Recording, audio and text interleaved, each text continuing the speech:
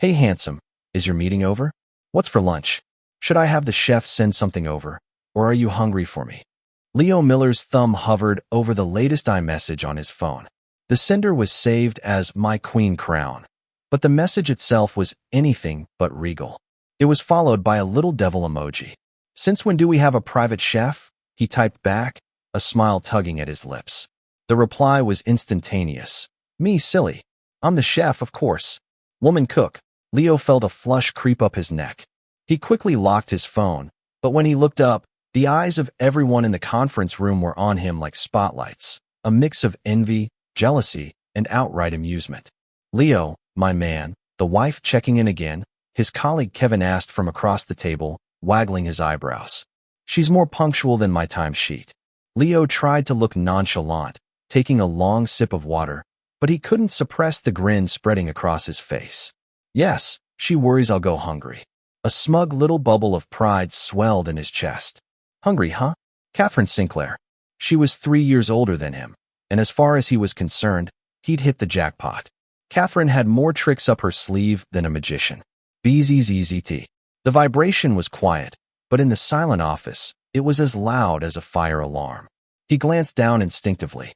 The notification banner popped up, dominated by the contact photo of his wife, Catherine.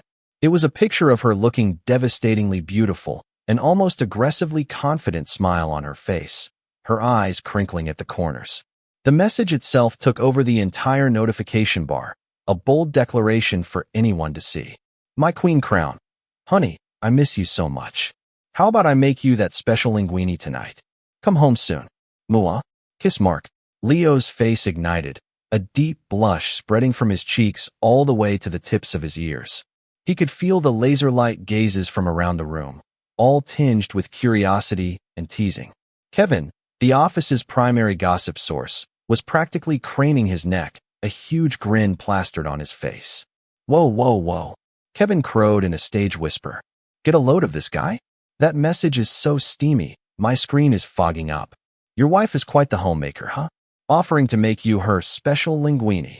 A few of the other guys chuckled, their eyes darting between Leo and his phone. Flustered, Leo snatched the phone and slammed it face down on the table, nearly knocking over his glass of water. His face felt like it was on fire. He wished a hole would open in the floor and swallow him whole. He ran a hand through his hair, trying to cover his embarrassment with a cough. Ahem, cut it out, guys. She's just asking what I want for dinner. Frank, one of the older guys, took a loud slurp of his black coffee, a bit of grounds clinging to his lip. He smacked his lips, his tone dripping with sour, self-proclaimed wisdom. Listen, Leo, I'm not trying to tell you how to live your life, but that wife of yours, she's a looker, sure. A little too pretty, if you ask me, and way more successful, running a company that big. You gotta be careful, son. Keep your guard up. A deal that good doesn't just fall out of the sky. You never know when. Frank let the sentence hang in the air, but his shifty eyes and condescending smirk said it all. You're just a pretty boy living off her money. Watch your back before she kicks you to the curb. A knot of anger tightened in Leo's chest. Frank, why don't you worry about yourself? I know my wife better than anyone, and if she ever heard you talking like that, I guarantee you wouldn't be showing up to work tomorrow. Leo finished, his voice sharp and cold. Frank snapped his mouth shut, looking like he'd swallowed a lemon. Leo knew what they all said about him. It had been the same since the day he married Catherine, that he must have cashed in a lifetime of karma, won the cosmic lottery to land Catherine Sinclair, the stunning, brilliant, and ridiculously wealthy CEO of Sinclair Enterprises. They wondered what she saw in him, a guy who was decent looking but would otherwise disappear in a crowd. What was it about him? He didn't know either. All he knew was that Catherine Sinclair was his entire world.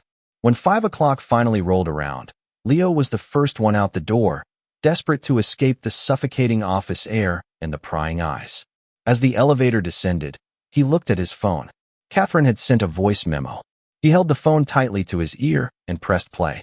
Her voice, deliberately softened and impossibly sweet, poured into his ear, a purr that even the digital compression couldn't flatten.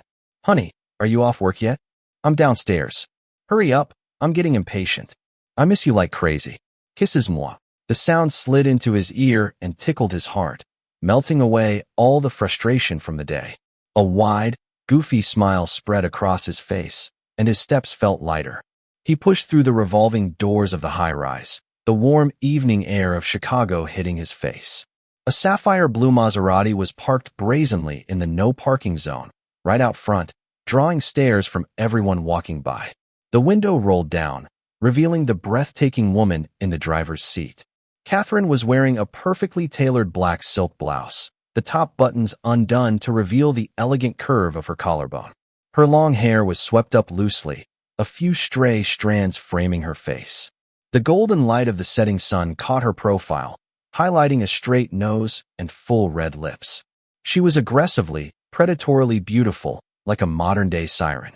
But the eyes she turned on him were dazzlingly bright, filled with an undisguised joy and affection that instantly softened her sharp edges, leaving only a pure, intoxicating tenderness.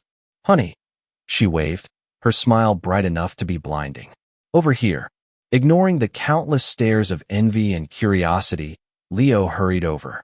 The moment he pulled open the passenger door, he was enveloped in a cloud of sophisticated, cool rose perfume. Before he was even fully seated, she launched herself at him like an affectionate lioness. Her warm, fragrant lips crashed onto his, passionate and demanding. One of her hands snaked around his neck, while the other rested on the steering wheel, her kiss deep and unrestrained. Leo's mind went blank. His body tensed as the blush returned with a vengeance. He could feel the eyes of his coworkers coming and going from the building, each stare feeling like a tiny needle in his back. "MMPH, Kate, people are watching," he protested weakly, trying to create a little space between them. Instead of pulling back, Catherine gave his lower lip a punitive little nip before finally releasing him. Her forehead resting against his, her breathing was slightly ragged. Her eyes sparkled with a triumphant smile and a love so thick it was almost tangible. She stared right at him, her voice low but carrying clearly. "What's there to be afraid of? I'm kissing my own legal husband. Is that a crime?" She lifted a hand, her fingertips tracing his hot cheek in a caress. Her voice instantly softening. "My Leo is the best. Let them eat their hearts out."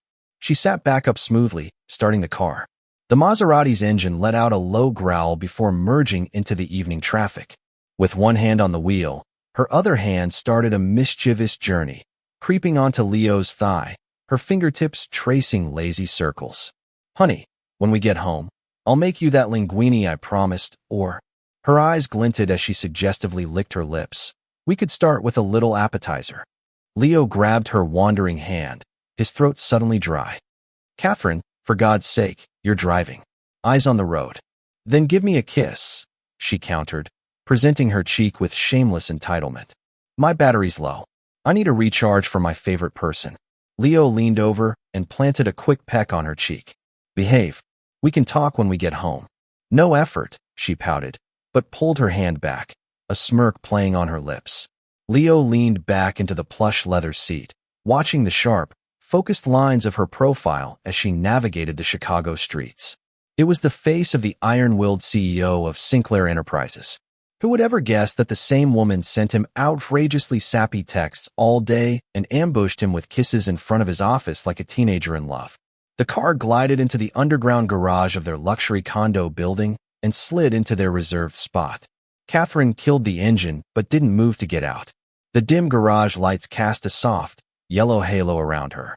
She unbuckled her seat belt, turned, and once again melted against him, wrapping her arms around his and nuzzling her cheek into his shoulder. Her voice was thick with a cute nasal whine. "Honey, I'm so tired.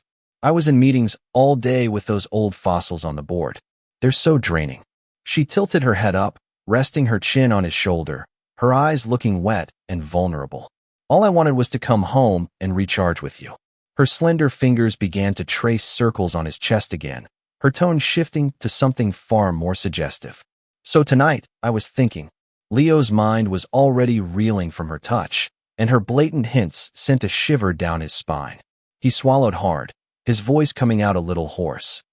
"Thinking what?" Catherine's eyes smoldered. She brought her lips to his ear, her breath a hot, fragrant whisper that was both a promise and a command. "I'm thinking I'm going to eat you alive." Leo felt a rush of heat shoot straight to his head.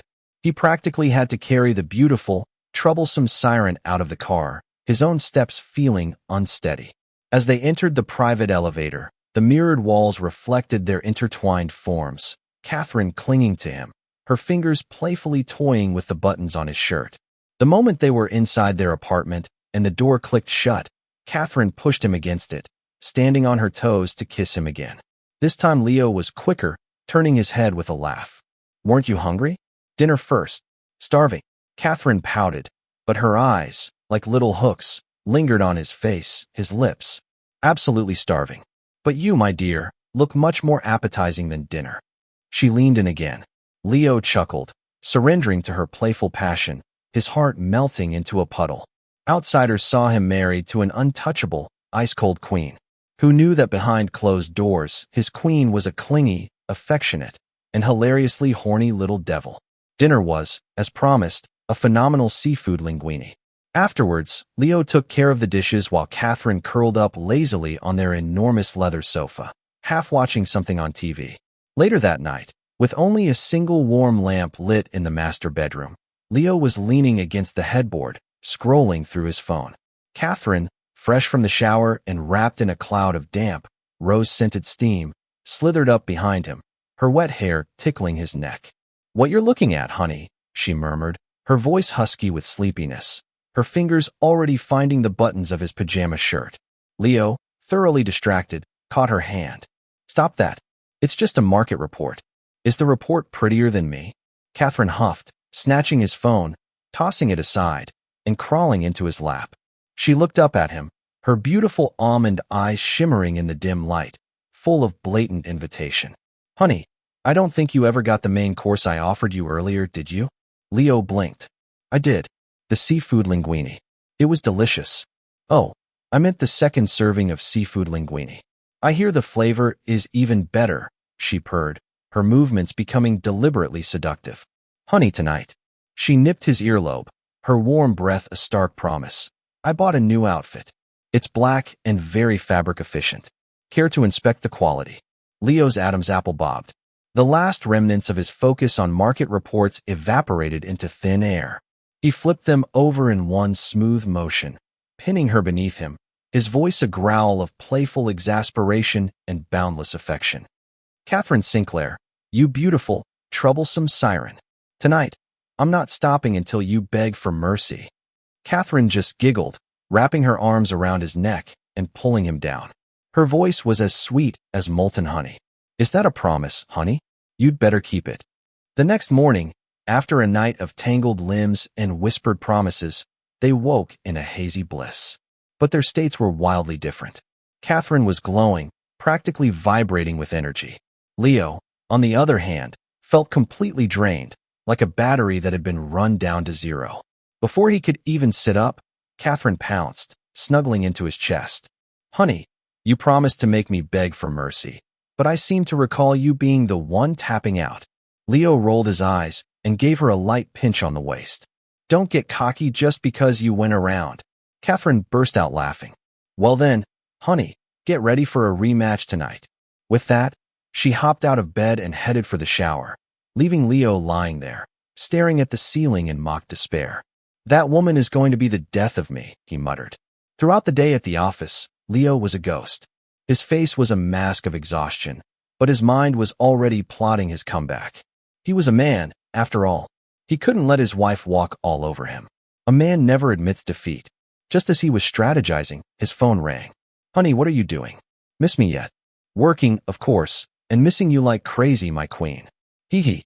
I miss you too, honey." Catherine's voice was pure sugar. Then her tone shifted. "Honey, I have some bad news." "What is it?"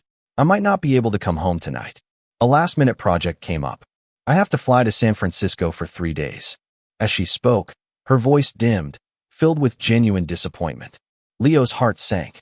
No fragrant, soft wife to come home to. 3 days? It was short, but it already felt like an eternity. What?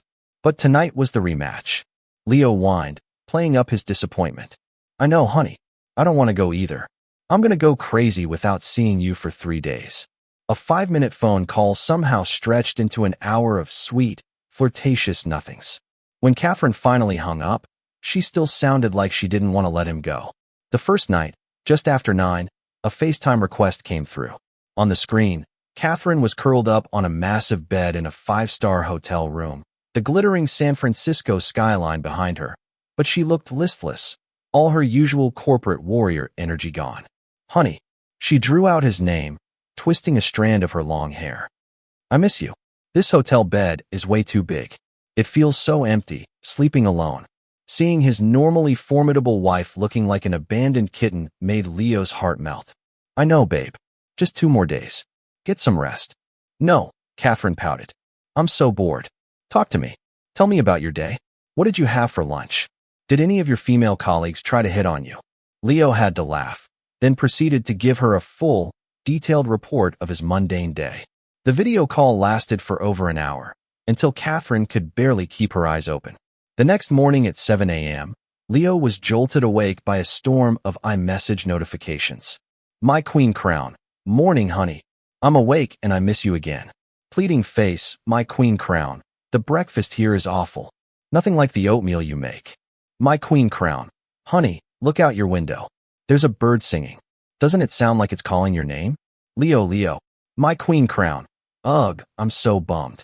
Weary face, I have to go sit in a meeting with a bunch of bald, old men. So annoying. I need a hug from you to recharge." On the 3rd day, Catherine was practically vibrating with a need to get home. She crammed 3 days of work into 2.5 and booked a red-eye flight that landed just after midnight. She didn't tell Leo, planning a surprise attack. She let herself into their apartment as quietly as possible.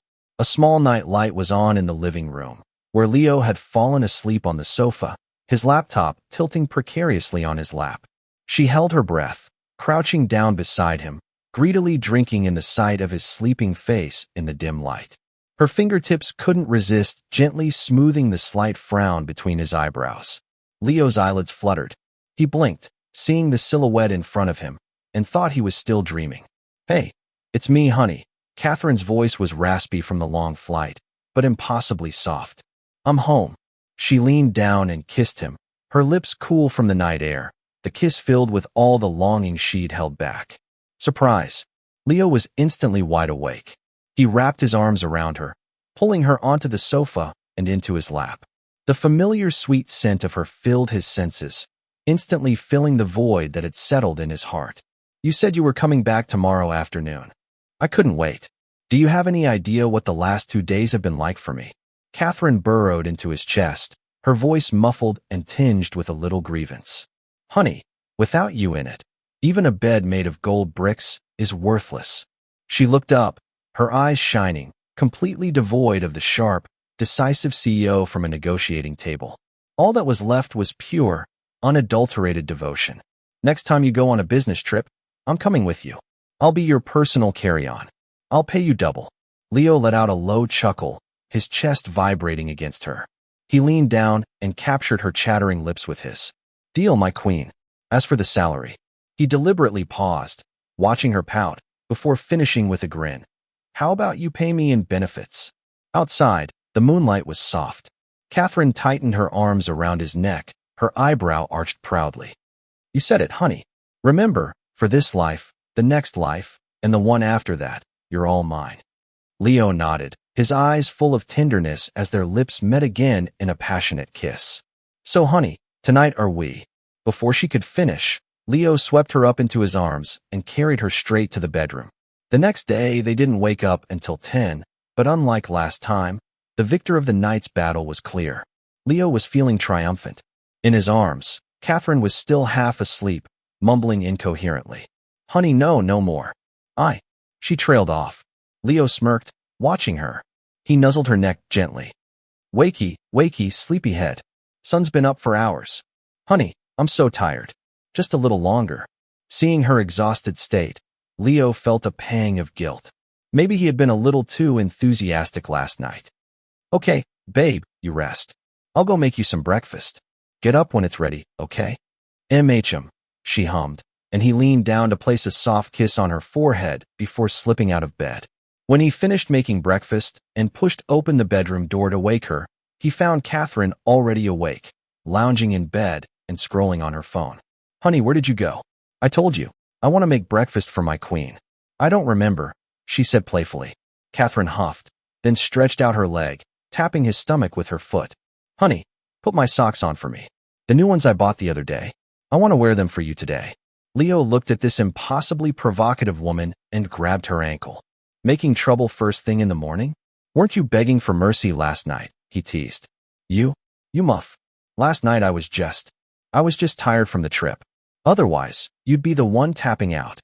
Still talking tough, are we? That deserves a punishment. Leo's voice was a low growl as he leaned over the bed. Honey, what do you know? Stop. Catherine realized she'd poked the bear one too many times and immediately started pleading. Too late to beg for mercy now. Another hour passed in a haze of tangled sheets and breathless whispers. Afterwards, Catherine lay flushed and content in Leo's arms. Oh my God, the breakfast! Leo suddenly exclaimed, remembering. Babe, this is all your fault. Being a little devil so early in the morning. He patted her stomach playfully. It's not my fault my husband has zero self-control. She snuggled closer. I'm hungry, honey. I want breakfast. It's probably cold by now. I'll go remake it. You get up and get ready, okay? I want a fried egg sunny side up, she called after him. You got it. And you have to feed me. You can't even feed yourself? No. I want you to feed me, please. Catherine wiggled like a mermaid, her voice a syrupy, drawn-out plea. Leo, utterly defeated by her charms, let out a long-suffering sigh. Fine, I'll feed you. I must have owed you big time in a past life. But the smile on his face was impossible to hide. After they finally ate, they spent the rest of their rare day off together. They went shopping, saw a movie, and had a romantic dinner glued to each other's side, drawing envious and happy looks from strangers. Today was their third wedding anniversary. Leo had been planning it for weeks. He got home early to decorate the apartment, setting up candles and arranging a beautiful cake, preparing a surprise for Catherine. Click. The sound of the key in the lock. Catherine pushed the door open, and her eyes landed on Leo standing there. Pop. Happy anniversary, my love. Leo set off a confetti popper and pulled her into a fierce hug. Catherine, who hadn't forgotten either, melted into his arms. Happy anniversary, honey. They shared a long, passionate kiss that lasted for what felt like an eternity. After their candlelit dinner, Leo brought out the exquisite cake. He cut the first piece and held the fork to Catherine's lips. The sweet cream melted in her mouth, and she closed her eyes in blissful enjoyment. But a moment later, a wave of nausea washed over her. She clamped a hand over her mouth and bolted for the bathroom, retching into the toilet. Leo's heart leaped into his throat. He rushed in after her, gently patting her back. Kate, what's wrong? Was the cake bad? After she caught her breath, Catherine looked up at him, her eyes wide and vulnerable. Honey, I think your benefit payments might have just created a life. She bit her lip. I'm 2 weeks late. At first, Leo didn't get it. 2 weeks late for what? Your project deadline. Halfway through the sentence, he froze, his eyes widened to the size of dinner plates, staring intently at her stomach. His lips trembled as he tried to form words. Are you saying? Seeing his dumbstruck expression, Catherine suddenly burst out laughing, but tears started streaming down her face at the same time. She threw herself into his arms, a messy, beautiful combination of sobs and giggles. This is all your fault. Now look what you've done. It looks like you're going on a 3-year mandatory leave, honey. Your benefit payments are going to be temporarily suspended. Leo's mind was buzzing, a tidal wave of pure joy crashing over him. He held her tight, his arms trembling, his voice softer than he'd ever heard it. Don't you worry about a thing, my love. A 3-year leave is nothing. The only thing that matters right now is taking care of you. Catherine smiled and nodded, then leaned close to his ear. But don't worry, honey. I wouldn't let you suffer. Even if we can't, I can find other ways to help. Her ability to shock him was endless. Leo felt his face flush crimson. He knew exactly what she meant by other ways. Honey, she whispered mischievously, don't you think that might be even more exciting? Leo quickly covered her mouth with his hand. My God, woman, stop talking. The things that come out of your mouth. She protested against his hand. What? I'm just trying to look out for your future happiness. Why are you being like this? All right, you win. Now stop talking before I have a heart attack. Go take a shower. You need to get plenty of rest. I want to shower with you. Carry me. Catherine commanded with an imperious look. Yes, my queen. Whatever you say. The next day, As the first light of dawn painted the Chicago skyline, Catherine sighed in contentment, her ear pressed against Leo's chest, listening to the steady, strong beat of his heart. "You hear that?" she whispered, her eyes closed, a smug smile on her face. "It's saying, this life, the next, and every life after, you belong to Catherine Sinclair." Leo tightened his arms, pulling her even closer, his chin resting on her forehead. His voice was a gravelly morning rasp, full of infinite indulgence. I hear it. It's also saying, Your Majesty, it's time for breakfast. You can't rule the world on an empty stomach." Catherine grumbled and burrowed deeper into his chest, trying to escape the inevitable. "Don't want to. Sleepy." Leo knew this routine all too well. While one arm held her securely, the other hand snuck down and began to wickedly tickle the soft spot on her side, one of her greatest weaknesses. "Ah," Catherine yelped, jolting upright, all sleepiness gone. Her beautiful eyes were wide with mock outrage. "Leo Miller, that's a sneak attack." "It's my signature wake-up service," Leo replied with an innocent grin, though his fingers continued their gentle assault on her sensitive waist. "If Your Majesty doesn't rise and shine soon, her lifetime meal ticket might just expire." "Expire?" Catherine shot back, twisting away from his demonic claws while trying to pinch his cheek in retaliation. "I think you're the one asking for it. What are you going to do about it, huh? I'm invincible now. You can look, but you can't touch."